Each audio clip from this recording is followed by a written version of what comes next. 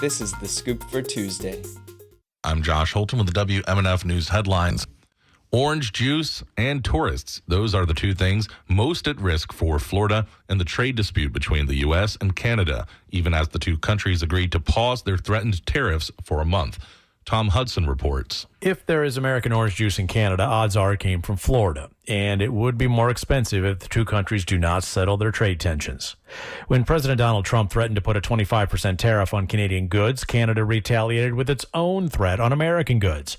Prime Minister Justin Trudeau specifically warned that Canadians may have to skip Florida's defining crop. Or foregoing Florida orange juice altogether. Florida exports tens of millions of dollars worth of orange juice to Canada, but the bigger economic risk is the import of Canadian tourists visiting Florida.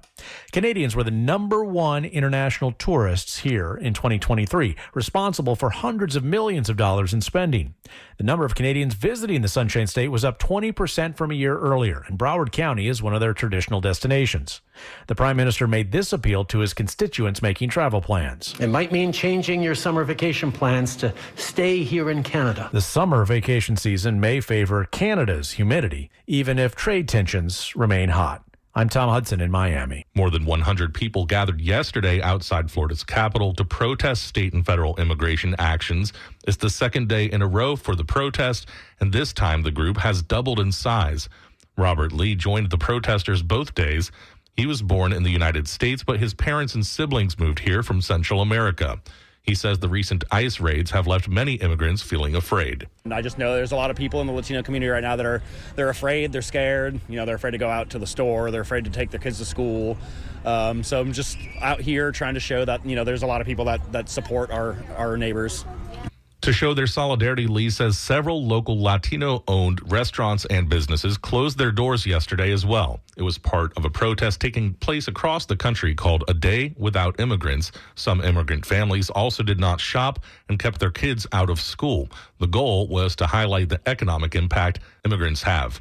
The first bell rings for about half of Florida's high school students before 7:30 a.m., while 2/3 start class before 8 a.m.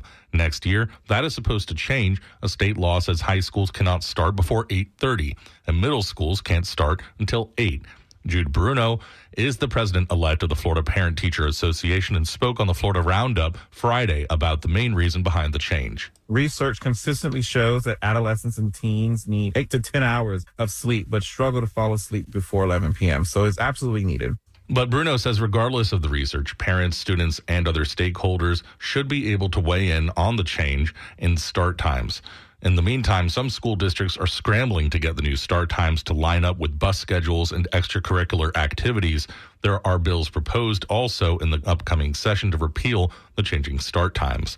Broward College has a new president. Natalie LaRoche-Pietri has more. The Board of Trustees unanimously voted Tori Alston to lead the college, which has 4 major campuses and about 56,000 students. Alston will succeed Gregory Hale, who abruptly resigned the post in 2023. A 2-time appointee of Governor Ron DeSantis, Alston was named to the Broward County Commission in 2021 and then the school board the following year, which he exited in November after losing re-election. Alston most recently led the Greater Miami Expressway Agency, which oversees 5 roadways in Miami-Dade and Monroe counties. I'm Natalie LaRoche-Pietri in Miami-Dade. The Lakeland Ledger reports an expansion of Interstate 4 from US 27 eastward and will begin soon, according to the Florida Department of Transportation. The Moving I-4 Forward program begins its Accelerated Start project, the agency said yesterday in a news release. Drivers will see construction along a 7.5-mile stretch of I-4 from US 27 east of World Drive in Osceola County. FDOT said the project will add an extra travel lane in each direction by the end of the year, providing relief to an average of 140,000 vehicles a day. Last year, Florida Governor Ron DeSantis announced the program, which will put more than $7 billion into highway improvements, and drivers may visit movingi4forward.com to learn about the project and get project updates.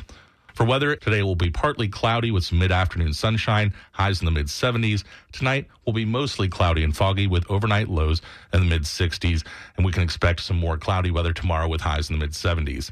I'm Josh Holton with the WMNF News headlines. This is The Scoop, recorded at WMNF Tampa.